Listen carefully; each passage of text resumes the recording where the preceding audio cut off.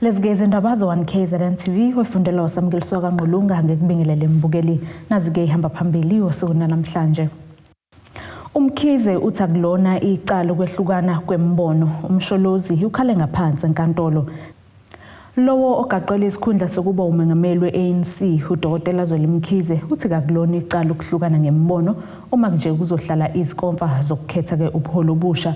Uthi inkinga iqala uma sekuqhutshekwa nobuqembu noma sekudlule inkomfa okugcina ke kudala uqhekeko.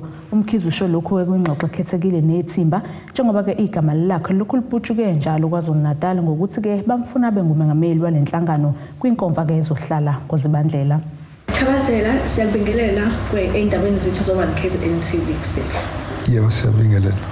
Yes. Siyajabula nje ukuthola ithuba lokuthi sikwazi ukuxoxisana nawe sibheke nje ezinye izinto ezibalekile njengoba ungomunye osopolitiki abaqavile basuka khona la eKZN njengoba kuyimanje igama lakho lokhu liphakama ekuthini kumele ube upresident we-ANC njengoba kubekiwa kwi-conference ngoDisemba. Mhlawumbe engizoqala futhi ngikubheke kuyikhundla zonke nje osuke wayiphathi kakhulu masuka nje masibheka nje la eKZN semagatsheni regions nakwi-profit kanjalo nakuhulumeni yiziphi lezi zinto nje khabazela ongasi usikelejikayo osijabulelayo nosiqatshayo ngayo ekutheni wazenza uzenzela isifundazwe kwaZulu-Natal. Mangaqala nje kulesigaba ngiwusihlalo wegatsha likakhongolose endaweni yase-Willofontein Ward 14.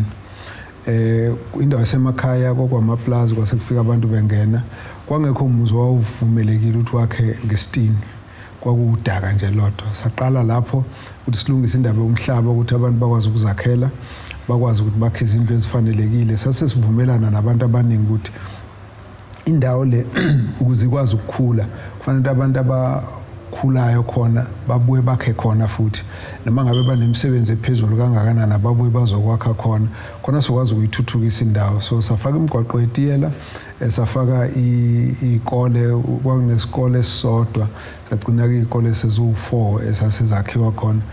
Kwakunenkinga zemtholampilo sagcina siwakhile nomtholampilo watholakala iground nazo zonke izinto.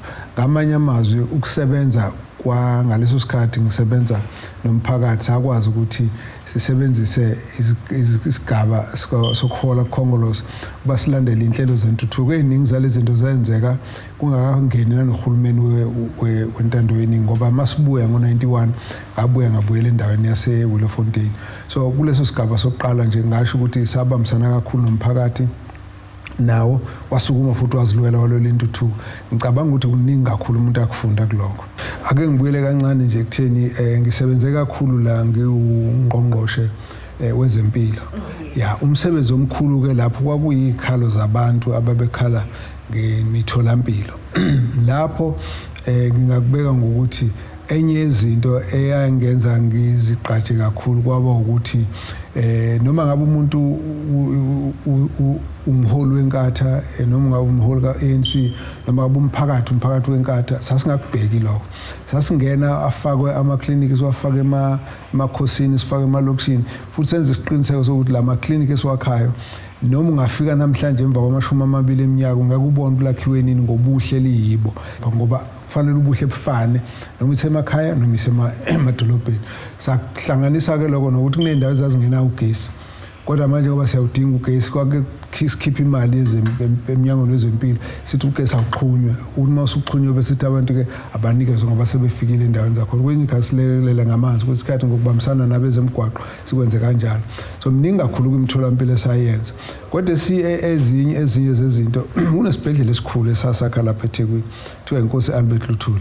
Namhlanje ngisaziqhenya ngaso ngoba leso sibhedlela sayenza uhlelo olungajwayelekile lokuthi uhulumeni nenkampani ezizimele zibambisane zakhe isibhedlela.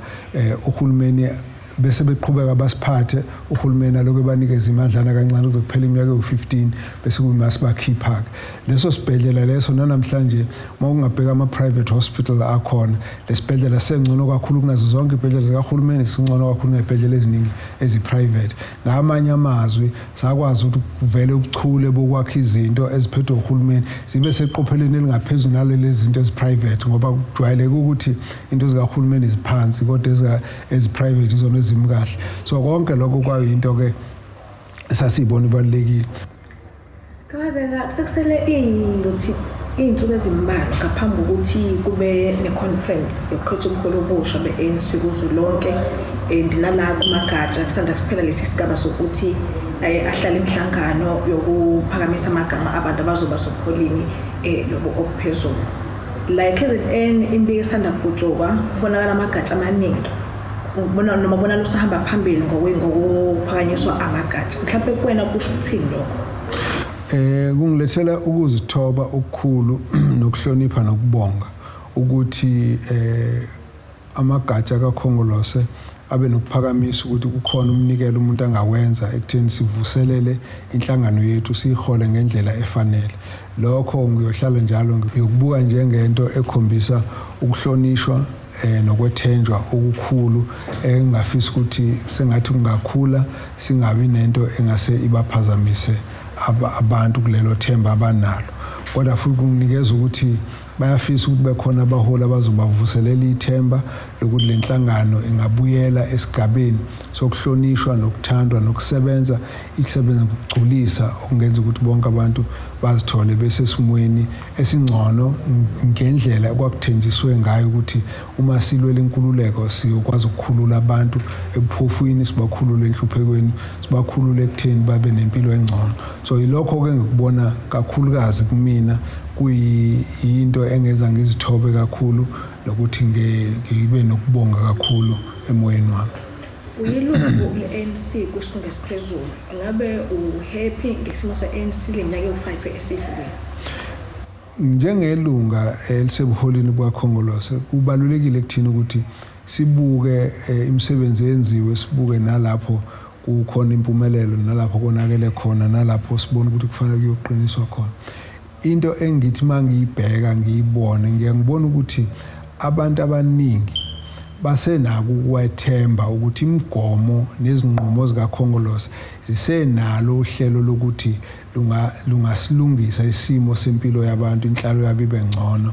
Ngakho-ke imigomo ethathwa enqunywa uKhongolose ney'nqumo zakhona zisamukelekile kakhulu kubantu. La abantu bekhala khona bakhala ngokuthi kwezinye iy'khathi iy'nqumo ziyathathwa kodwa zingabe zisenzeka.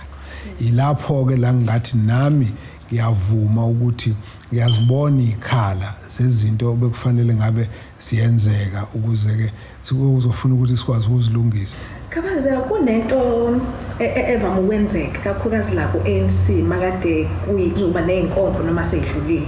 Ngizobala nje ukusuka kuma-region kwi-province iyabonakala futhi ukuthi nanoma kuyinkonzo lonke iyenza ngizobuka nje lapha ku-20 kade kuye ka-27 kukhona hlangothi R17 endize yocela khona ukuthi kuba khona ngazukhona nama-RT but kuthi noma sekudlulile ibonakale leyo nto ingazuthi iyayihlakaza inhlangano.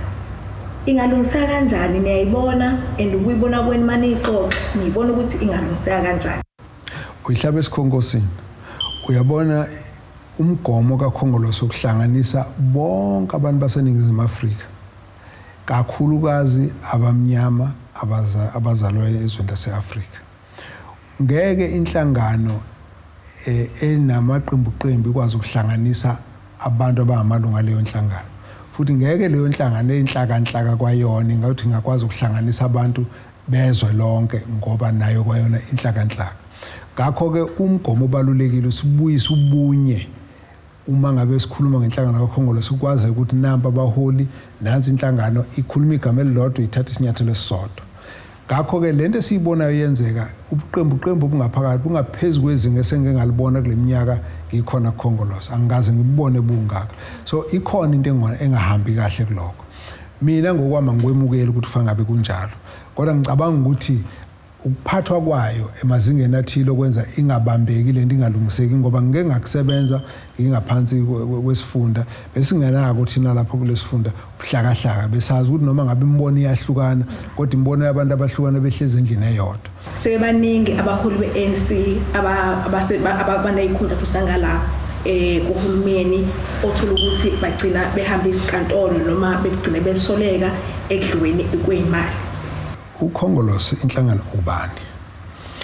Akuyena umholi, akuyena umongameli, akuyena ikomiti umphakathi wonke uquqaba lonke lwabantu baseNingizimu Afrika abamvotela uKhongolose abamthandayo abamlandelayo nabamhloniphayo ngoba abantu bangena ngokungafani manje ke uma sizothi lenhlangano inenkohlakalo kufanele sazi ukuthi sikhuluma ngogogo Mkhize ohlala le owazikhulela yena enhlangano kakhulu onganathenda ongena inkohlakalo ongenacala ongenalutho ngakho kuma sibeka inkohlakalo kuma sithi abaholi kunabaholi abakhohlakela noba nenkohlakalo kufanele siqondise ukuthi sikhuluma ngabo ngoba bekhona kodwa singabeki sengazi ukuthi wonke nje umuntu nje mawufake lelo t-shirt kusho ukuthi nawe usunenkohlakalo ngoba kulona iqiniso lakho kodwa ke kuyabaluleka futhi ukuthi isithunzi sokuhlonipheka kwenhlangano siyana nokuthi abaholi okuyibona abaphambi kwabantu babukeke beziphatha kanjani ngakho ke makukhona abasolayo ukuthi inkohlakalo iningi ngoba sibona obani nobani umphakathi awufanele ube nakubekezelela ukukhohlakala ufanele umphakathi ulwe uma kuthiwa kunento enenkohlakalo ulwe sonke isikhathi ngoba nayo inhlangano kaKhongolose ayinawo isinqumo esithile sithi siyoqhubeka nenkohlakalo la ithi siyoyiqeda inkohlakalo ngakho ke uma ngabe kuukuthi ukhona uthintekayo kufanele uKhongolose ube nesinqumo ozosithatha ukuthi siyayilungisa lento silwa nayo lenkohlakalo so ngasohlangothini lwaKhongolose uzwa ngithi akuhlangane uKhongolose khona kuzoba nomuqo omile othi uKhongolose awuzwani nenkohlakalo ngakho ke sothatha inyathelo noma ngabe ubani okhona ngoba abanye bazoyenza inkohlakalo abanye bazokwenza amaphutha abanye bazokwenza ngobudedengu konke lokho mangabe sekwenzekile kufanele ukuthi wonke umuntu avume ukuthi uzohamba ayophenywa uphenywe ngendlela efanele kube nezinyathelo ezithathwayo lapho kubonakala ukuthi kunamaphutha khona so mina ngiyakuvuma ukuthi kufanele silwe kakhulu nenkohlakalo ingabi iyona nto ezoba umbala ukuchaza inhlangano kaKhongolose ukuthi uma ubabona nje bonke bakhohlakala ngoba kuphi njalo kodwa isizulu siyasho ukuthi zifa ngamvunye noma ngaba babaningi uyohlala igama likhona sesigoqa ngokujwayelekile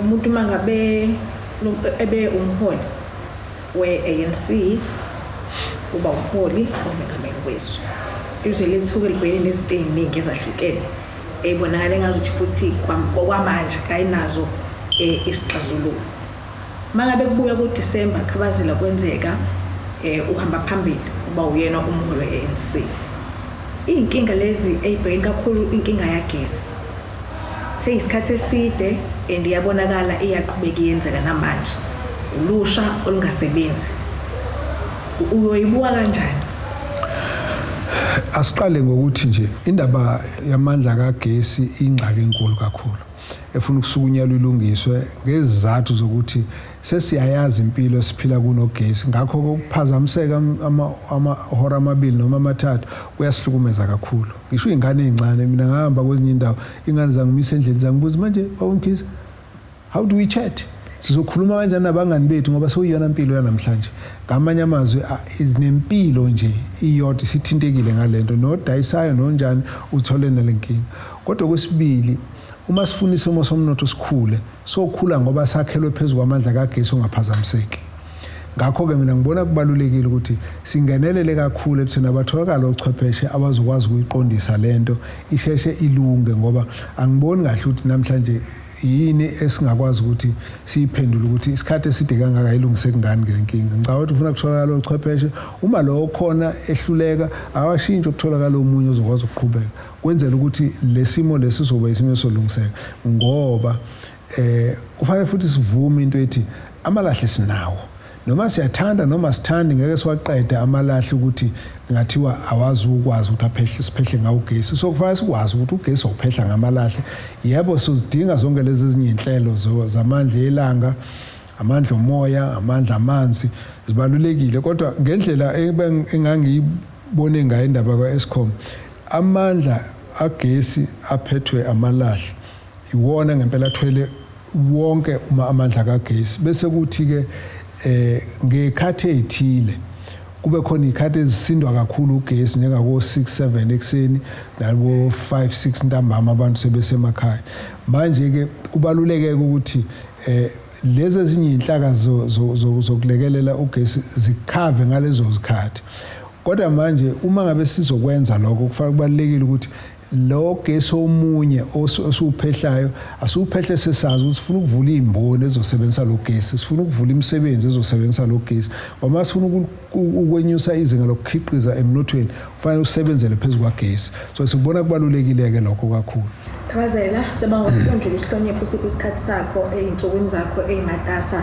Siyabonga nje ukusihlonipha ukuthi ube nathi. Siyabonga kakhulu. Asike sisishelele ey'tolo sobuya siqhubeke nazo indaba zethu.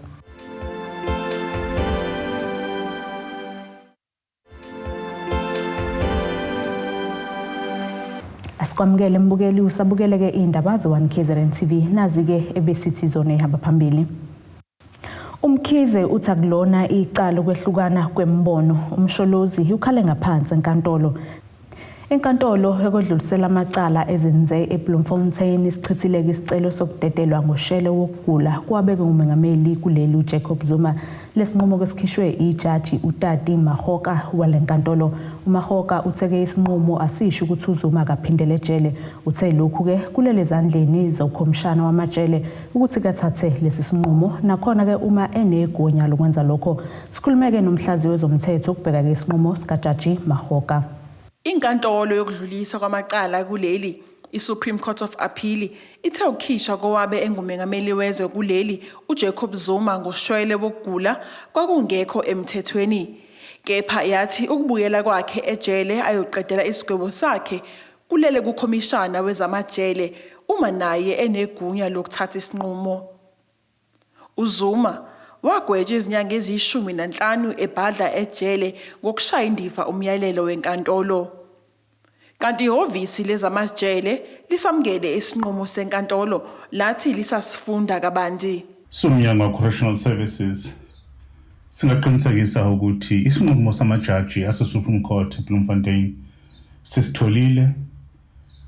Kumanje ke sibhizi siyasibheka siyasicubungula. Sothi ke mase siqedile ukwenza lokho bese sikwazi ke ukuphumela ezidlangalaleni. Sichazele ke izokuba ikuphi ke esizokwenza uya phambili. Kahle la ijaji lithe malibheka labese lithi cha ayesiqale ngesinqumo ukuthi si right noma si wrong. Masithi si right noma si wrong sifuna ukucheck ukuthi siya comply nomthetho kakhulukazi umthetho ukuthi Correctional Services Act. Babese bethi cha ayilapha engathi as comply. Ngoba i-Correctional Services Act iyahlukaniswa phakathi kwe-parole esijwayelekile nale esibiza ukuthi medical parole. Ku-medical parole kufanele ukuthi uthole makuwukuthi odokotela abawongoti nongcweti sebehlale phansi basibuka isimo sakho bavumelana ngo-elithi ukuthi ngempela sami siyorecommenda ku-commissioner ukuthi lo muntu asemkhiphe.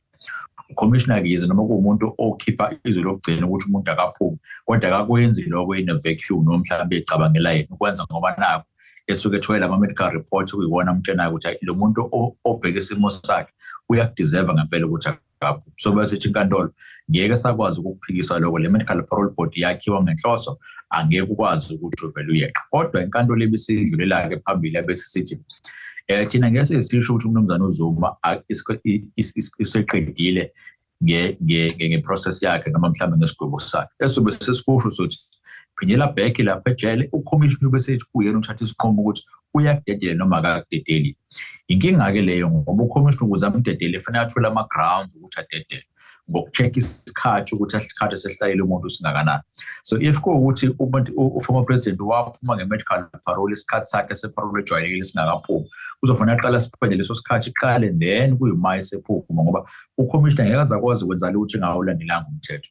Ezindabeni ze1KZNTV kubiku Ayanda Dube eMgungundlovu. Inkinga-ke kontuleka kwamanzi yaqhubeka nokudala-ke uthuthuva emphakathini. Amalungu omphakathi akwaMashu Ward 54 kanye no47 avuke umbhejazane avala-ke emgwaqo eyahlukene kulandela-ke ukungabi nawo amanzi isikhathi eside. uNomzamo Mthembe ekhuluma neziko lezindaba ngesikhathi kuqhubeka-ke lo mbhikisho oqale ngezidatha uthi-ke babona kungekho ukucatshangwela uma-ke behluphekela amanzi ngale ndlela ekubeni-ke ebaluleke ukudlula zonke izinto kanti kubuhlungu-ke nezimoto abebezibalethela sekunesikhathi eside-ke bazigcina. umphakathi wasendaweni yakabhesta kaMashu khona la eThekwini uvuke umbhejazane wabhikisha njengoba-ke ukhala ngokungabi nawo amanzi. Ukuzwa kabanzi-ke sikhuluma-ke nelungu lomphakathi ukusibekela ukuthi yiziphi iy'nkinga ababhekene nazo. Mhlawumbe sicela usibeke sithombele ukuthi njengoba sinibonanile emgwaqweni nivale ukuhamba kwey'moto, yini enikhala ngayo? Sikhala ngokungabikho kwamanzi, sigcwele namathoyilethi, iy'bungu zihamba ngaphandle emathoyilethi. Ney'ngane ziyasigulela ngamanzi amavaterikani. Ingane nje kumanje nje angikwazi ngisho nokuyenzela ibhodlela. Since ngoLesihlanu amanzi asinayo. Andiye khona nalakade siwathola khona. Njengamanje asawathola. Ungaphila kanjani ngaphandle kwamanzi kokuphuza? Amanzi asiphuzile. Kumanje futhi siye emsebenzini, asikwazi ukuthi singaye emsebenzini singageza ngani. Kumanje lokhuluma ngisebenza ecrash. Iy'ngane ey'ncane sigadayo sinawo amanzi. Kumanje nginayo ingane eyobhala ugrade 11. Iqulekile la izothelwa ngani? Amanzi awekho. Ayikho into abasinikeza kunalokho sebeyasi-ignora. Understand? Bathe uma besi-ignora namanje kukhombisa khona ukuthi basi-ignora ngoba ukube kuthiwa bayasizwa, bayayazi into esikhuluma ngayo, ngabe bala kumanje. Thina ngokokwami sengila umuntu womthetho, sengila entweni yakho ayicelayo.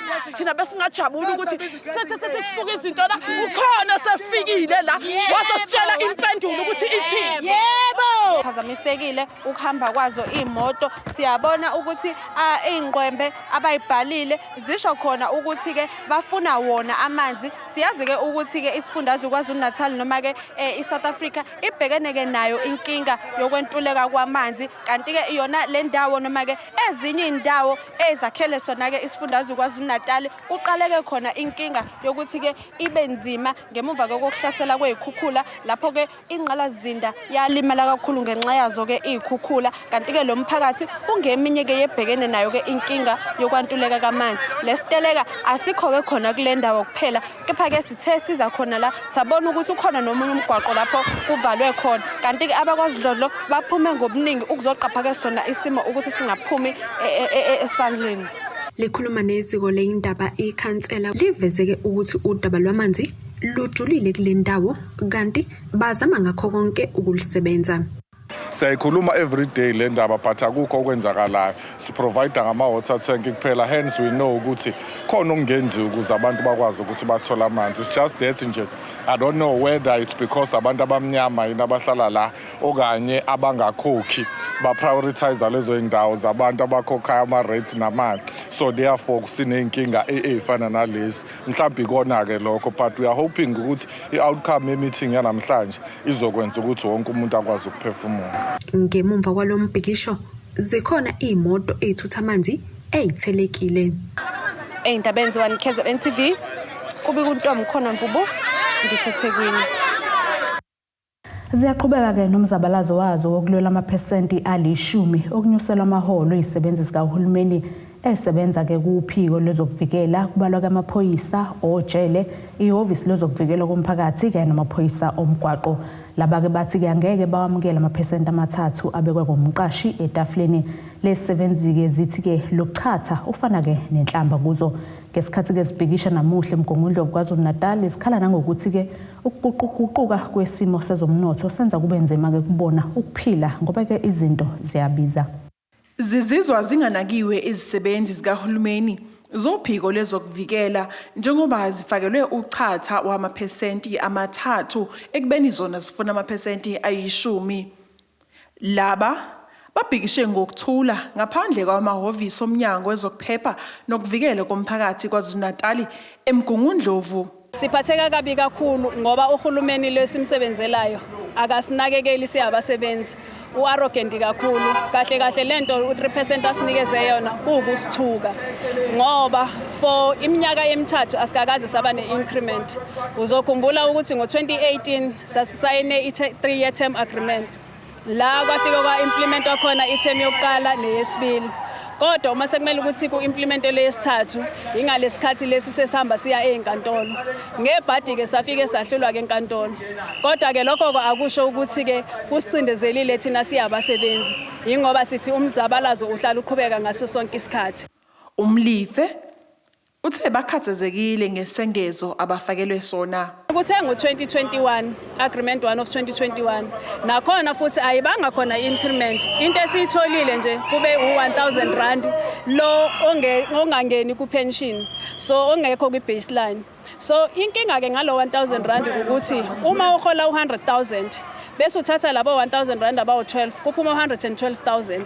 Uma ke usiya ka SARS uSARS esekuthexa intela wona ukuthaxa ku112,000 awusho ukuthi awuzange uyithole increment so ngizokuthaxa ku100,000 lo oholayo. So uma ubheka ke lokho kusho ukuthi imali yepension ekhokhwa abasebenzi imali yempesheni yabasebenzi iyathathwa manje isikhokhelwa ugovernment. Yingakho ke sithi sidinwe kakhulu ngoba phela uma usebenza usebenzela ukuthi uthole imali bese ukuthi ke uma usuyekile emsebenzini usuya empeshenini ukwazi ukuthi ube notho. Uthe ukunyuka kwezidingo nqangi kwenza kube nzima ukuphila. Lo 3% abafakile awusilutho. Ugesi unyukile, upetrol nazo zonke izinsiza nama insurances konke kunyukile. So njoba kunyukile nje lo 3% lo usebekuthathile vele kuona lo 3%. So uma ubheka iCPI ingaphezulu kwa 3% iko 7%. Ubheka ama repo rates ama interest rates zonke lezi zinto lezo umuntu olahlekelwayo la umsebenzi kahulumeni. Yingakho ke sisho sithi uhulumeni akanandaba kahle nathi thina siyabasebenzi bakhe. Uyahamba uyoboleka imali phesheya ezingasisizi thina ngalutho thina abasebenzi. Lezo zimali lezo uzokhokhwa ubani ngoba zizokhokhwa yithi futhi siyabasebenzi. So sibona uhulumeni ongacabangi ongenazwelo. Laba bathe bazomasha behlangene nezinye izinyunyana beyohambisa uhlu lwezikhalazo zabo. Ezindabeni ze1KZNTV nguAyanda Dube ngisemgongundlovu. Asiphinde futhi sithishelele etolo sobuye siqhubeke nazindaba zethu.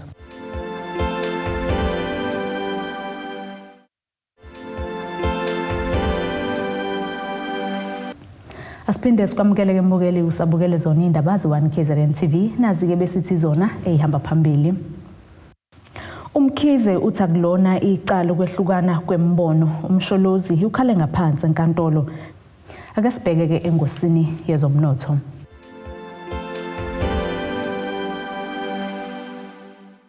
Irandi lakuleli liwu17.39 maqhathaniswa nedola laseMelika libo 20.55 maqhathaniswa nopondo waseBritain libo 17.83 maqhathaniswa neeuro yase-Europe igolide lona libo $1,741.24 ounce kuthole ngahliziwe wona bo $87.62 umphongolo. Ake sibheke ke engosini yezemidlalo.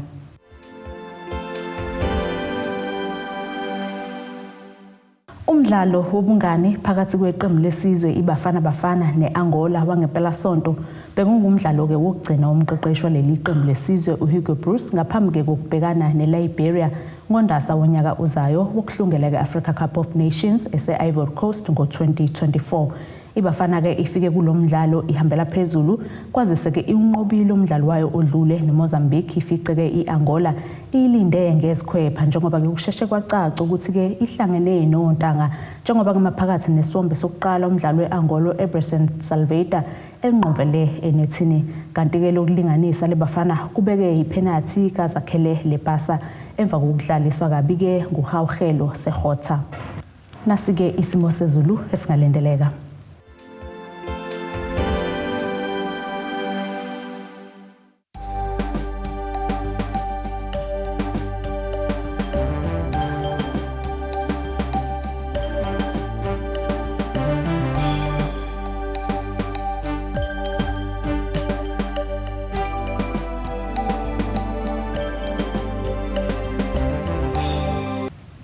Bukeleke ziyaguqa besiphathele zona usuku namhlanje mina nawe sihlangane futhi ngesikhathi esilandelayo. Sale kahle emakhaya.